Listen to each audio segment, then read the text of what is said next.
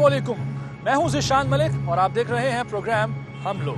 मुल्तान को औलिया की सरजमीन भी कहा जाता है और इस मकाम को नेक हस्तियों ने तबलीग और हिदायत का मरकज बनाया। हम लोग की टीम मुल्तान पहुंचे जिसका इलाका है बुदला संत, जहां पर चंद दरिंदा सिफ्त लोगों ने एक शख्स को न सिर्फ कत्ल किया बल्कि उसकी टांग काट कर पूरे इलाके में फिरते रहे, खौफ फैलाते रहे और ये पैगाम देते रहे कि हम किसी की भी जान ले सकते हैं और कोई भी हमारे हाथ से महफूज नहीं है। और जिस घराने का शख्स अपनी जान से हाथ धो बैठा उसका क्या मौक़िफ़ है, तमाम तर वाक़यात का जायज़ा लेने के लिए हम लोग की टीम मुल्तान पहुंची है। बुदला संत के इस इलाके में हम जाएंगे और जानेंगे कि वाक़या क्यों पेश आया, इसके पीछे वजूहात क्या हैं और अब इंसाफ के तकाज़े पूरे होंगे या नहीं।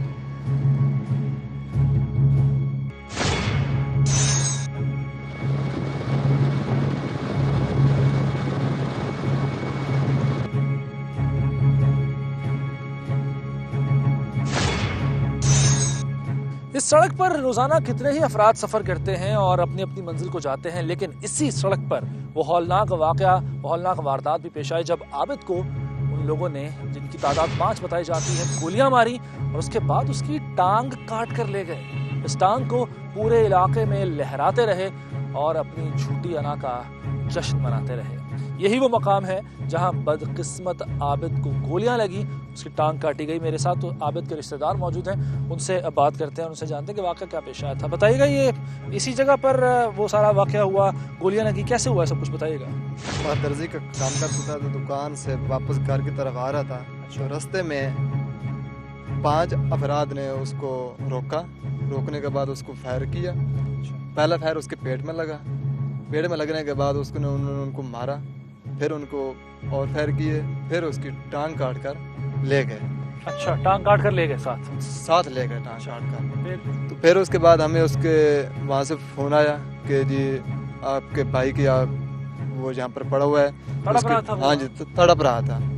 तो फिर हम उसके पास जब गए तो उसकी टांग भी नहीं थी और उसको फायर लगे हुए थे। फिर हम उसको लेकर गए तो वो 5 आदमी जो थे उन्होंने उस टांग को उठाया और हाथ में लेकर लहराते हुए घर की तरफ रवाना हुए और ये कह कर जा रहे थे कि हम आबिद की टांग लेकर जा रहे हैं। कहकर गए कि हम आबिद की टांग लेकर जा रहे हैं, यानी अपनी फतह का जश्न मनाया उन्होंने। इसको फतह कहा जाए या झूठी अना कहा जाए या फिर बेहिसी कहा जाए, फैसला आपने करना है। इसी मकाम पर आबिद को गोलियां मारकर उसकी टांग काटकर ये जालिम लोग ले गए।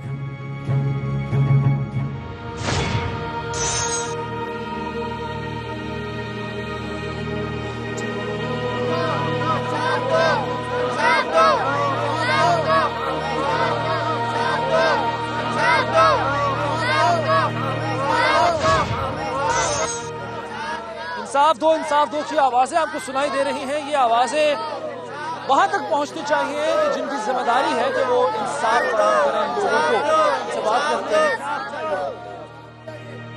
आप बताइएगा जी, वाकया क्या पेश आया था और क्या हुआ? मेरे अजीज आबिद हुसैन की बुदले में वो दर्जी का काम करता है और वहाँ से शाम को 6 बजे उसने दुकान बंद की है तो वो घर आ रहा था। रास्ते में ही थोड़े ही बुदले के साथ ही है चौधरी नज़ीर का भट्ठा। जब वो वहाँ पहुँचा है तो भट्ठे के साथ एक जंप है। जंप जब उसने यूं ही क्रॉस किया है तो साइड पे लगे हुए मोटरसाइकिल पे सवार 5 लोग, उन्होंने फ़ौरन ही उसके मोटरसाइकिल के सामने गाड़ी मोटरसाइकिल कर दी है और भाई को एक ने गिरेबान से पकड़ा है, दूसरे ने फ़ौरन ही उसके पेट में फायर मार दिया है। टोका भी उनके साथ ही था, लिए फिर रहे थे। भाई की टांग ऐसे रख के उन्होंने टांग काटी है। एक मुलजिम ने टांग को उठाया है और उसने कहा है हमने 100 की टांग काट ली है, अब 100 की टांग काट ली है, अब देखते हैं हमारे सामने कौन आता है।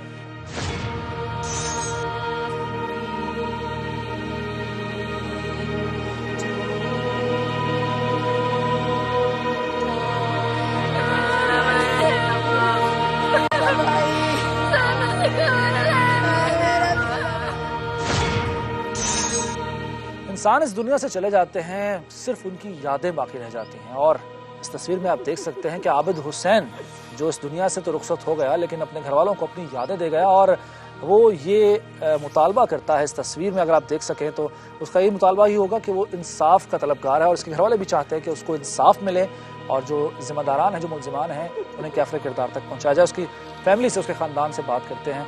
आपका नाम जी? खालिद हुसैन। आप भाई हैं आबिद के? जी मैं भाई हूँ। क्या वाक़या, क्या पेश आया था, क्या हुआ सर? उस दिन मेरा भाई बुदला से आ रहा था वापसी दुकान बंद करके, तो वो सामने एक होटल था भट्टे पे, वो होटल की ना बैक साइड पे लुके हुए थे। जब मेरा भाई तकरीबन नज़दीक आया तो वो सामने से आया, उसने पहला फायर ही सीधा आबिद पर किया, तो वो उसके ना नाफ पे लगा सीधा जाके। तो मेरा भाई थोड़ा सा गिरने लगा, और दूसरा जो उसके साथ था ना, उस दरिंदे ने फिर दूसरा फायर उसके तकरीबन इस लात पे कर दिया। हाँ जी, जब दो फायर छोटे भाई आबिद पर उन्होंने फायरिंग कर दी? हाँ जी, फायरिंग कर दी। जब वो गिर पड़ा तो 2 फायर और कर दिए उन्होंने। उसके बाद जो उनके साथी थे दूसरे लोग, दाजी है उस गैंग का बहुत सुरगना है, उसने पूरे इलाके में अगर आप सर्वे करके पूछ लें, हर बंदे को इतना धमकाया डराया हुआ है, भाई कोई बंदा भी उसके खिलाफ जाने के लिए तैयार नहीं है। उसने फायरिंग की उन लोगों ने आपके भाई पे? उसके बाद क्या हुआ? उसके बाद उन्होंने टांग काटी है जी। आपके भाई की टांग काटी? हाँ जी। किस तरह काटी? मेरे भाई की वो छुरा था जो आप बरामद हुआ है ना उनसे, टोका। टांग हाँ क्यों जी, काटी? जैसे गोश्त टांग क्यों काटी आपके भाई की? पता नहीं क्या रंजिश थी उनको, मेरे भाई का कसूर तो नहीं था। फिर क्या किया उन्होंने? टांग काट कर वो पूरे इलाके में फिरते रहे। बाद में मेरा भाई तकरीबन 11 घंटे जिंदा रहा है। उसके बाद अस्पताल लेकर गए, हम निश्तर चले गए थे जी हम भाई को लेके। मेरा भाई 11 घंटे यही बात पूछता रहा है, मेरी टांग कहाँ है। अपने वाले साहब को फोन दें, माइक। बताएं जी क्या हुआ? इंसाफ चाहिए आपको? इंसाफ चाहिए, मुझे इंसाफ चाहिए। मेरा बेटा बेकसूर मार दिता ने, जालिमा बहुत तुझे तक मार छोड़ा ना दे, लात ने कफन। टांग काट दी आपके बेटे की? मेरे बेटे की टांग काट दी और लहराते फिरते रहते लोग। बेटा आपका कितने देर तक जिंदा रहा उसके बाद? 11 घंटे जिंदा रहा। पुलिस बुदला साथ की कोई नहीं गई। 11 घंटे वो मत जिंदा रहा और बोलता रहा, मेरी टांग ना कप ली, दुश्मना मेरी टांग कप ली।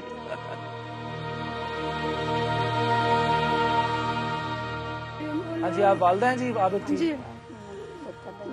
आबिद की शादी होने वाली थी? 2 महीने के बाद। 2 महीने बाद शादी होने वाली? हाँ, सारी तैयारियां कर ली थी आप? बहना 5 छोटे छोटे भाई। अच्छा, आबिद कैसा बेटा था? बात मानता था आपकी? फर्माबरदार था? बहुत खिदमत करेंदा। छोटा बहना तो बडेरियां ने ना चलियां ने नहीं अपने घर बाहर वाली। जो मैंने तकलीफ हो गया पानी दे, अम्मी गोली ले ले, दवाई दे, ख्याल रखता था आपका? जी हाँ जी। आपके भाई थे आबिद? हाँ जी। कैसा भाई था आबिद? बड़ा प्यारा भाई आई, भैणा पंजा दा भाइयों का प्यारा आई, सारी अम्मी अबू का प्यारा भाई आई, सारा छोटा भाई आई। सानू वास्ते इंसाफ चाहिए। इवें साडे भाई नु बेकसूर मारे ने, उन्हां दे नाल ये करो तुसा। आपकी सारी बातें मानता था? सारियां बातें मनदा, साडे बच्चियां दी मनदा। उसकी शादी थी 2 महीने हाँ बाद? जी। तैयारी की हुई थी आपने? बड़े ख्वाब देखे होंगे उसकी शादी बड़े के? ख्वाब, सौदे सेरे बनाए ना, सौदियां मेहंदियां बनाई ना, सईन भाई दी शादी करे सुईन करे सु। साडी जालमा नहीं मनन दीती, काई खुशी नहीं ने साडी करन दीती। हम देख सकते हैं जी वो सामान जो आबिद के लिए तैयार किया था? देख सकते। नाज़रीन, ये आप देख रहे हैं कि वो लिबास जिन्हें नहीं पहन सका आबिद, और उसने दूल्हा बनना था। यहाँ इस घर में शहनाइयों की गूंज होना थी 2 महीने के बाद, लेकिन अब यहाँ सफ़े मातम है, सिर्फ रोना है, सिर्फ आंसू है। और ये आप जोड़ा देख सकते हैं जो कि आबिद की दुल्हन को पहनाया जाना था। तमाम तर तैयारियां मुकम्मल थी। ये आबिद की वालिदा के पास वो जोड़ा है जो इन्होंने अपनी बहू को पहनाना था। बड़े अरमान थे इनके, और ये वो सारा सामान है, ये हार हैं, ये गाने हैं जो कि पहनाए जाने थे आबिद को। लेकिन अब आबिद इस दुनिया में नहीं है, अब सिर्फ उसकी यादें और ये चीज़ें उसकी याद दिलाती हैं। और ये बहन जो अपने भाई को सिर्फ याद करती है। और इसने कितने अरमान इसके थे जो कि इसने अपने हाथों से अपने भाई को तैयार करना था। और अब आप ये देख रहे हैं, ये सेहरा दिखाइएगा जी।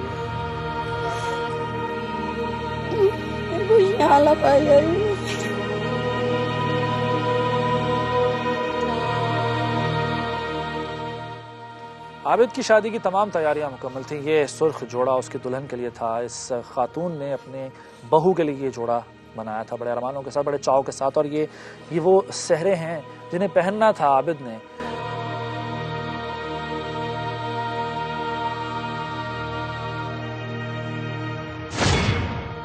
ये बताएगा जी, ये कुत्ते वाला मामला है क्या? 10 लाख का आपने कहा कुत्ता था, ये मामला है क्या और क्या अब वो कुत्ता बाजियाब हुआ? मतलब आपने इसके लिए दरखास्त भी दायर की थी? हाँ जी, FIR भी करवाई थी बाद में, 14 अगस्त वाले पर्चे, लड़ाई वाले कुत्ता पर्चे। किसका था? हाँ जी, कुत्ता किसका था? मेरे आबिद का था जी। हाँ जी, तो पुलिस ने कोई एक्शन नहीं लिया? आपने दरखास्त दी, आपने FIR दर्ज करवाई थी, नहीं निकली जी।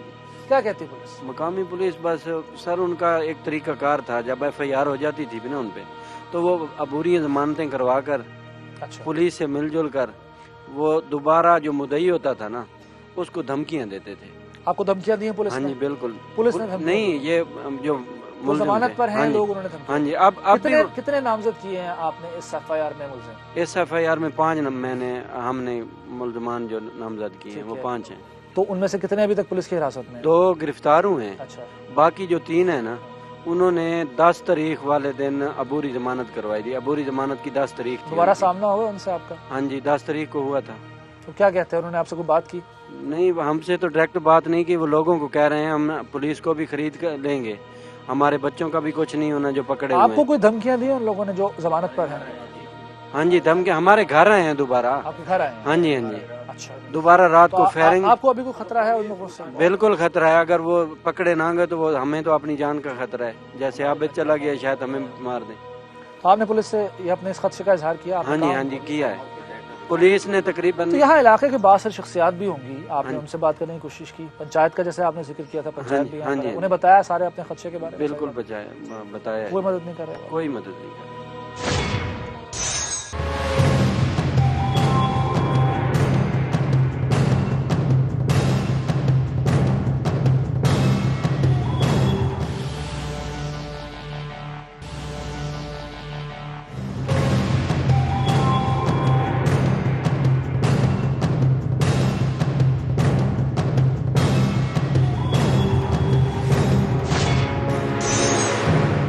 अहले इलाका के इनकार के बाद टीम हम लोग अपनी जानों की परवाह न करते हुए मुल्जिमान के घर पहुंची तो पूरे इलाके में सन्नाटा था और खौफ की फजा थी। एक निहत्थे शख्स को गोलियां मारकर उसकी टांग काटने वाले सूरमा, जो कि अबूरी जमानत पर हैं, इलाके से ही फरार थे और मुल्जिमान के घर वाले भी हमसे बात करने को तैयार न हुए। मिला तो एक रिश्तेदार, उसी से बात करते हैं। तो क्या ये वाकया पेश आया था आबिद के कत्ल का? आबिद का वाक़या कत्ल ये आया था, हमारा भाई वहाँ स्प्रे कर रहा था आज से तकरीबन ये अगस्त के महीने में इरफान से। कुत्ते वाला क्या मामला है जो कुत्ता चोरी का इल्जाम लगाया? कुत्ता चोरी का इल्ज़ाम लगाया जो उन्होंने हमारे पहले वहाँ कोई उनका फिर रहा था, लड़ाई वाला था, पालतू था, और उन्होंने कहीं कुत्तियों के पीछे चला गया, किसी ने पकड़ लिया। उन्होंने कहा मेरे चाचे को तुमने लुकवाया है, लेकिन उन्होंने हमने सफाई दे दी, सुलह हो गई। फिर इस तरह उसका बेटा है खालिद जो मुदई है, उसने मेरे भाई को कॉल कर दी तो हमारा कुत्ता तुम्हारे पास है, हम आपसे निबड़ लेंगे। अच्छा, दोनों छोरे इलाके के लोग तो ये इल्ज़ाम लगाते हैं कि उमर दराज और इरफान वगैरह, ये 5 लोगों ने सबके सामने वहाँ फायर किए आबिद पे, उसकी टांग काटी। उन्होंने कोई मारने की नियत पर नहीं गए थे, उन्होंने क्या हमारे भाई को उन्होंने मारने की नियत पे नहीं गए थे, इसलिए फायर किए थे आबिद के ऊपर। सर पहले उन्होंने भी फायर किए हुए हैं हमारे। उन्होंने तो हवाई फायर किया। नहीं, बंदे को यहाँ लगा हुआ है, अभी भी मौजूद है बस कसवा। इसका बदला लेने आप खुद चले गए? हाँ जी, आपके रिश्तेदार? हाँ जी। पुलिस या कानून नाम की कोई चीज़ नहीं है? वो पर्चे हो गए थे तो फिर राजीनामा हो गया नहीं, था। तो ये हक उनको किसने दिया था कि वो खुद जाकर उसको गोलियां मारें, उसकी टांग काट दें? आबिद की, किसी भी इंसान की टांग काटना, क्या ये अच्छा अमल है? क्या अच्छी चीज़ है? नहीं, अच्छा तो नहीं है, हम भी क्या। ये था इलाका उन 5 मुल्जिमान का जिनमें से 3 जमानत पर होने के बाद घर से गायब हैं। दहशत फैलाने वाले को दहशतगर्द कहा जाता है। किसी इंसान को बेदर्दी से कत्ल करने वाले, उसकी टांग काटने वाले बेरहम आखिर कैसे होंगे? आखिर अपनी इस हरकत पर कोई शर्मिंदगी है या नहीं, इस सवाल का जवाब उन्हीं से जानेंगे। दूर अफ्तादा इस इलाके से निकलकर दिन का उजाला होते ही टीम हम लोग उन जालिमों से सवाल करेगी।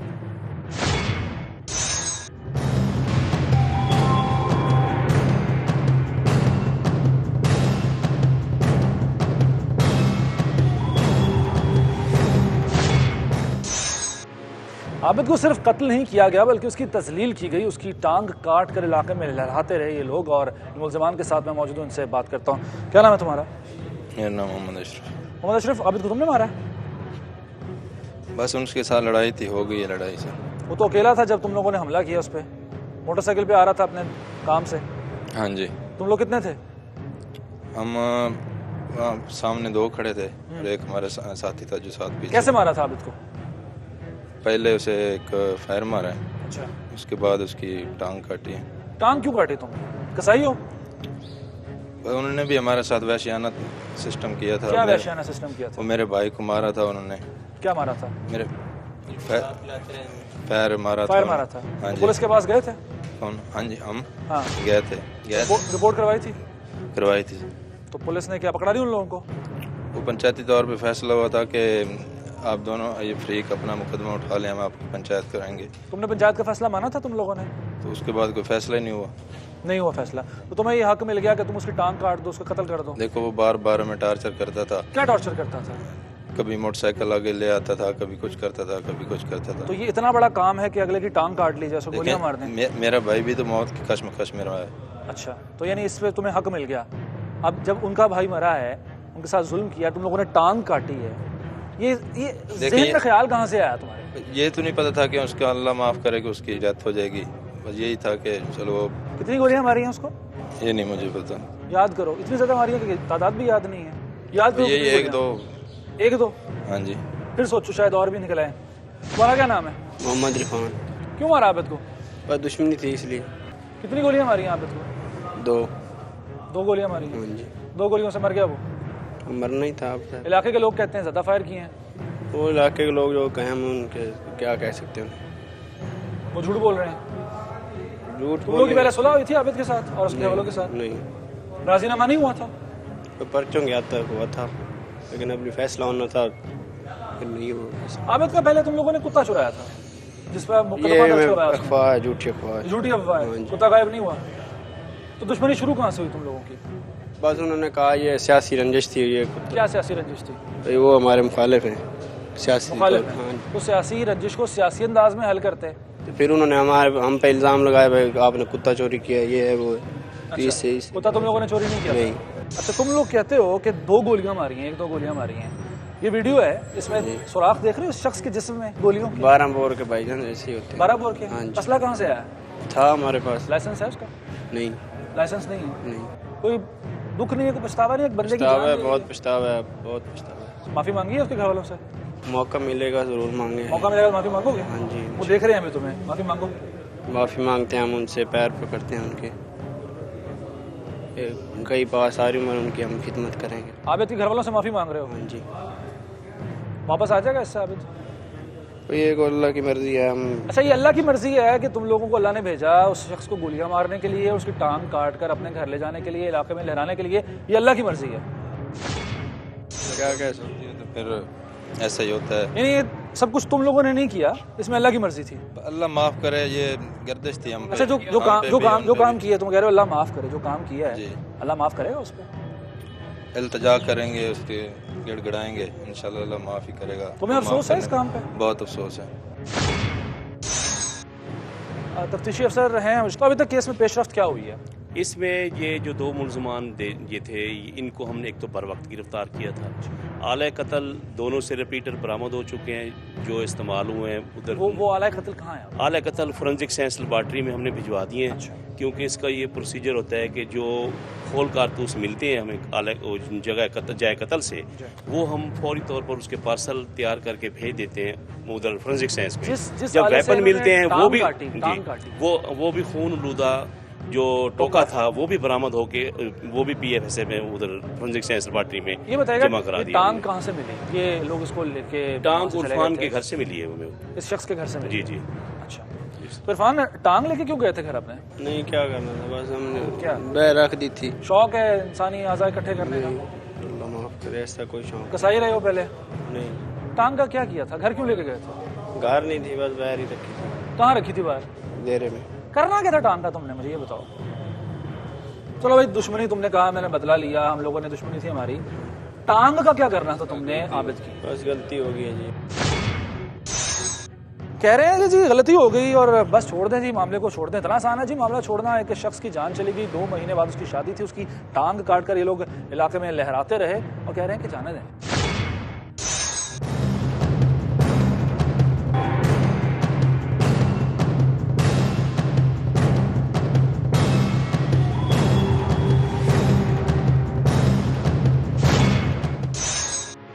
सीओ मुल्तान जनाब मोहम्मद अजहर अकरम साहब हमारे साथ मौजूद हैं, हमसे बात करते हैं। अजहर साहब, बहुत शुक्रिया आपने वक्त दिया। ये बुदला संत का जो वाक़या है, ना सिर्फ उस शख्स को गोलियां मारी जाती हैं बल्कि उसकी टांग काट कर वो लोग पूरे इलाके में लेकर फिरते हैं।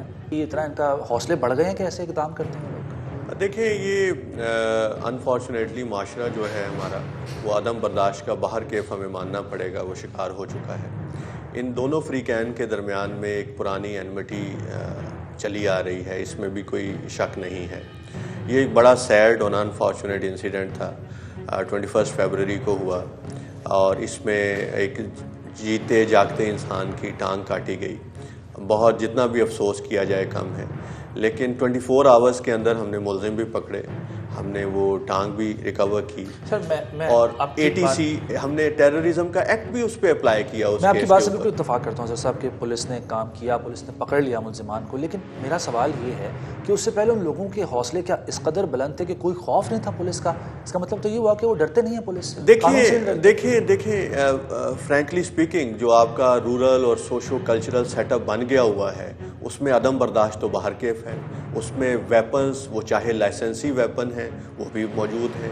अब इन्होंने जिसके साथ वेपन्स के साथ फायर किया है, रिपोर्टेडली उनके भी शायद इनके अपने दोनों पार्टीज़ के काफ़ी वेपन्स के लाइसेंसेस बने हुए हैं, जो कि डेफिनेटली हम इसमें जो वेपन्स भी रिकवर हुए हैं या होंगे, उसमें हम उनके लाइसेंसेस भी कैंसिल कराएंगे।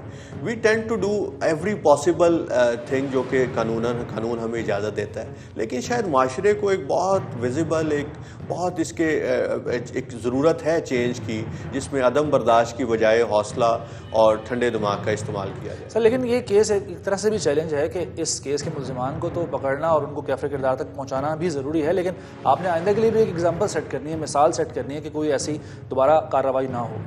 देखिए, उसके लिए जो हमारा as a police officer, as a police institution हमारा डिपार्टमेंट का काम था, अभी मुल्ज़मान हमारे रिमांड पे हैं ATC कोर्ट के अंदर, लेकिन 3 इंटरिम पे भी हैं, जमानत पे भी हैं। देखिए, वी आर मूविंग, हम उनकी जाहिर है वो कोर्ट का इशू है, मैं उसमें तो बात नहीं कर सकता, लेकिन हम बाहर के पूरी कोशिश करेंगे कि उनकी बेल्स कैंसिल हों। लेकिन सर, अनफॉर्चुनेट ये है कि जो 3 लोग जमानत पर हैं, वो वहाँ पर धमकियाँ दे रहे हैं मुद्दई पार्टी को, उनके रिश्तेदारों को, कि हम बदला लेंगे, हम छोड़ेंगे नहीं तुम्हें, इस तरह की बातें सामने। देखें, हमारे जो आईओ हैं, इसमें उनका रोज़ाना राब्ता होता है, वो तफ्तीश कर रहे हैं, और अगर कोई इस तरह की वजह है तो they should have told police, ताकि हम क्रिमिनल प्रोसीडिंग शुरू कर। यही तो बात है अजहर साहब कि पुलिस के पास आने से डरते हैं लोग, उन्हें ये शायद लगता है कि इंसाफ नहीं मिलेगा। अब इसी इलाके की मिसाल आपको भी यकीनन इल्म में है कि वहाँ पंचायत बैठती है, वो सुलह कराती है इन लोगों की, हत्ता के जो टांग काट कर ले गए मुलजिमान, वो वापस लेने के लिए भी इलाके के मुअज़्ज़िज़ीन को आगे आना पड़ा। देखिए, मेरा नहीं ख्याल कि पुलिस के पास लोग आने से डरते हैं, आई डू डिफर। और जहाँ तक पंचायत का तल्लक है, देखिए, हमारा सदियों से जो यहाँ माशरे का निज़ाम चलता आ रहा है, इनफॉर्मल जो लॉ के मैकेनिज़्म हैं, इनफॉर्मल लॉज प्रिवलेंट होते हैं किसी भी सोसाइटी में। पुलिस जो है वो बिलीव करती है जो हमारा कानून की किताबों में लिखा है, बट उसको, उस टारगेट को अचीव करने के लिए हमें इनफॉर्मली जो है वो माशरे को मूव करना पड़ता है। चलिए, आखिर में बता दीजिएगा, इस केस में आप खुद भी दिलचस्पी ले रहे हैं, आपने फरमाया कि आप अगले दिन गए भी थे इस इलाके में, क्या होगा इसका मुस्तकबिल इस केस का? देखें, हम ATC कोर्ट में इसका चलान देंगे। ATC के लॉज हैं कि वो स्पीडी ट्रायल होता है, यानी अगर उनकी सुलह हो भी जाती है तब भी केस चलेगा ये आगे? जी डेफिनेटली, आगे कोर्ट्स के फैसले हैं जी, लेट्स सी कि वो क्या फैसला करती है इंशाल्लाह।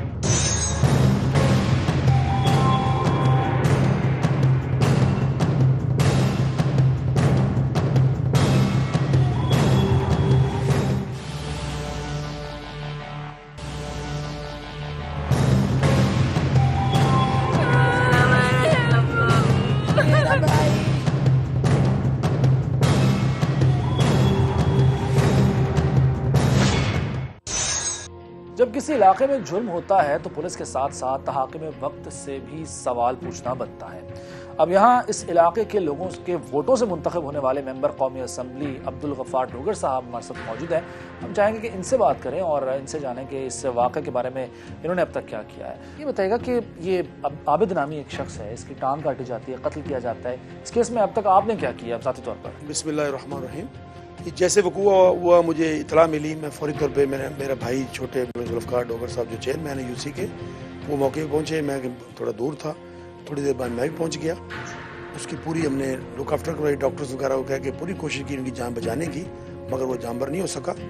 फिर हमने उनका पूरा जो हक बनता था उनका पोस्टमार्टम मैंने अपनी निगरानी में करवाया और पुलिस को पूरा मैंने खींचा जैसे खींचने मुझे हक बनता है। लोगों ने मुझे वोट दिए, मैंने आरपी मुल्तान को फ़ोन किया, सीपी को किया, मैंने कहा कभी भी मैं नहीं छोड़ूंगा और मैं उस वक्त नमाज जनाजा नहीं हो सकेगा ये जब तक इसकी टांग जो है। आपने पुलिस को खींचा, लेकिन वही पुलिस अब उसकी मौजूदगी में, उसके होते हुए उस इलाके में मुद्दइयों को धमकियां दे रहे हैं। वो जो 3 मुल्जिमान हैं वो जमानत पर हैं, बुरी जमानत पर।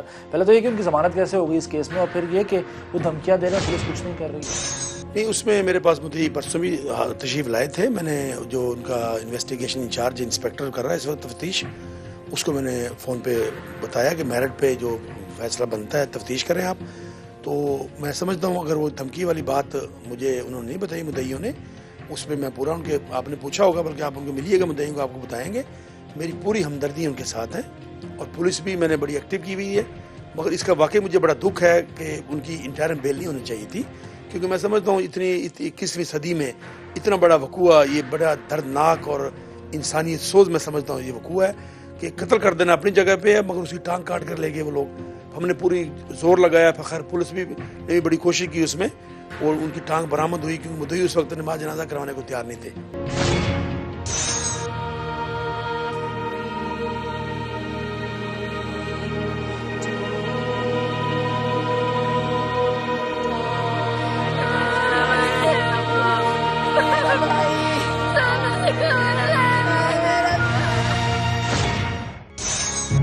आबिद कत्ल केस के हवाले से ही बात करने के लिए मैं इस वक्त मौजूद हूँ senior advocate supreme court Mohammad Azhar Siddiq Sahab के साथ।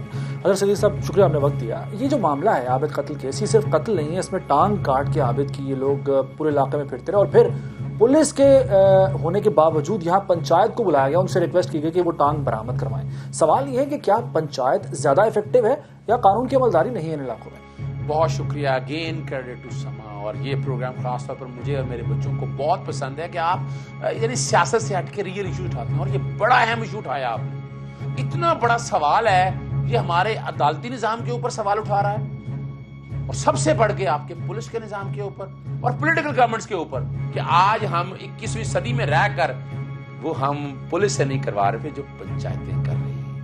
बहुत बड़ा सवालिया निशान है। कटहरे में आना चाहिए आपके वजीर आला पंजाब और सो कॉल्ड जो अवाम के नुमाइंदे कहलाते हैं। क्या उन्होंने इसके बाद कुछ किया? क्या इन्होंने उसके बाद उस निजाम में और वो जो लोग वहां थे किसी को उन्होंने अकाउंटेबिलिटी के जुमरे में लेके आए? सवाल बड़ा वाज़ेह है, ऐसा नहीं हुआ। इसका मतलब है कि ये हुकूमत का फेलियर हुआ। देखिए, इसमें कोई शक नहीं, नो डाउट अबाउट इट। आज आप हैरान रहेंगे, पर्चा दर्ज कराने के लिए धक्के खाने पड़ते हैं, चेंज ऑफ इन्वेस्टिगेशन करानी हो और ताकतवर आदमी के खिलाफ अगर पर्चा दर्ज हो जाए खारिज होने में देर नहीं लगती है। 8% कन्विक्शन रेट है, यानी 100 में से सिर्फ 8 लोगों को सजाएं मिलती है। 92 लोग जो हैं वो इस निजाम इस तरह का करप्ट हो चुका है कि वो तो फिर अपने हाथ में ही कानून लेंगे। बहुत करीब आ चुके हैं हम अनार्की के। और अगर हमने आज तक इस हमारे पुलिस के निजाम को और ये लॉ एनफोर्समेंट एजेंसी को सियासत से पाक ना किया, मैं लफ्ज क्या कह रहा हूं, सियासत से पाक नहीं किया, ट्रांसफर पोस्टिंग आपके चहीते थाने बिकते हैं, मैं नहीं कह रहा, ये हमारे चीफ ऑफ पाकिस्तान ने भी बड़ा वाज़ेह तौर पर ये सारा कुछ सामने रख दिया है। और अगर अभी भी ये ना जागे तो फिर क्या होगा? लोग खुद अपने हाथों से इंसाफ करेंगे। मैं आपके इस प्रोग्राम की वजह से वज़ीर आला पंजाब और हमारे सुप्रीम कोर्ट के चीफ जस्टिस और लाहौर हाई कोर्ट के चीफ जज गुजारिश करूंगा कि खुदारा इस मामले को पब्लिक इंटरेस्ट के तौर पर ले जाया जाए। और ये आप लॉ एनफोर्समेंट एजेंसी और अपने मालडाउन के सानिया की मैं बातें नहीं कर रहा, जो कुछ सारा कुछ आप लोगों ने दिखा दिया लेकिन कुछ नहीं हुआ। ये एक ऐसा केस है कि यार मजाक है। आप यानी आज 21वीं सदी के अंदर बैठे हुए यानी वो काम पुलिस नहीं करा सकी या वो अदालतें नहीं करवा सकती, वो एक पंचायत करवा रही है। तो पंचायती सिस्टम की हौसला शिकनी कैसे होगी, खात्मा कैसे होगा? देखिए, वो जब तक लफ्ज मेरिट नहीं लाएंगे, आप ट्रांसपेरेंसी नहीं लाएंगे, आप अपने जो पुलिसिंग का सिस्टम जो है, लो आपने कराची में हालात देख लिए कि सियासी जमातों के ताल्लुकात उनके साथ थे, तो यहां भी यही है। ये पंचायतें तब तक खत्म नहीं हो सकती जब तक आम आदमी की दादरसी पुलिस एक मुलाजिम बन के, एक आपके जब जाते हैं तो आपका खैर खा बन के आवाज की सुनने वाला, और वो तभी खत्म होगा कि अगर आप इनको सियासत से पाक करेंगे। जब तक आप सियासत से पाक नहीं करते इन इदारों को, तो आप इस तरह के वाकयात देखते रहेंगे।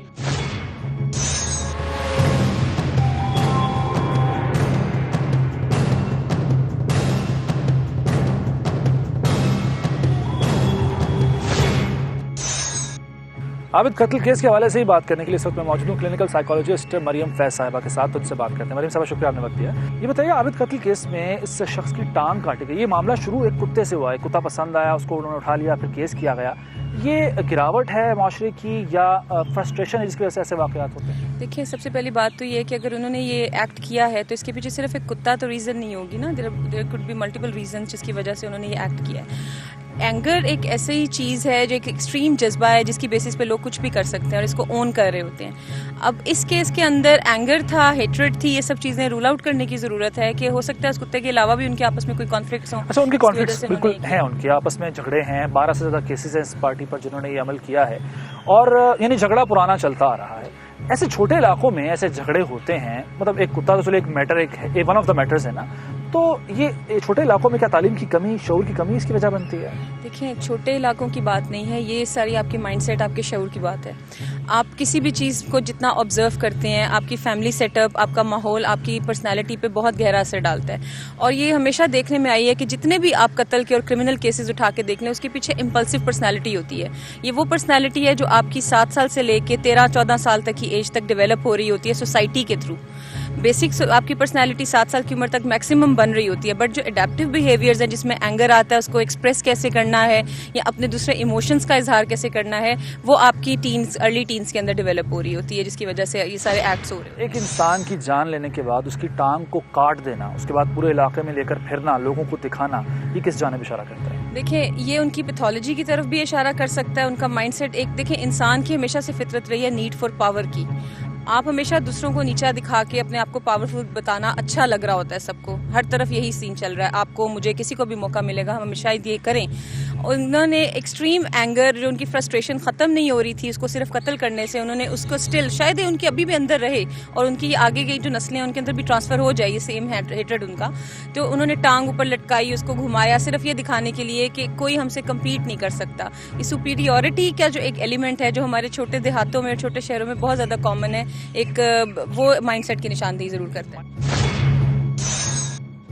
पुराने वक्तों में चंगेज खान और हलाकू खान जैसे जंगजू गुजरे हैं जो किसी इलाके को फतह करने के बाद मगलूब होने वालों को कत्ल करवाते और उनकी खोपड़ियों के मीनार बनवाते। मकसद दहशत फैलाना और अपनी अना को तस्कीन पहुंचाना होता था। आज वो दौर तो नहीं रहे, मगर बुदला संत में पेश आने वाला ये वाकया उसी जहनियत का तसलसल है। एक कुत्ते की चोरी से शुरू होने वाला ये वाकया जिसने इंसान को जानवर बना दिया। एक इंसान की जान लेकर उसकी टांग काटकर इंसानियत की तजलील करने वाले कानून की गिरफ्त में तो हैं, लेकिन उनको इबरतनाक सजा मिलनी चाहिए ताकि कोई और आबिद ऐसी दरिंदगी का शिकार ना हो। मजलूम को इंसाफ मिले, इस बात को यकीनी बनाएंगे हम लोग।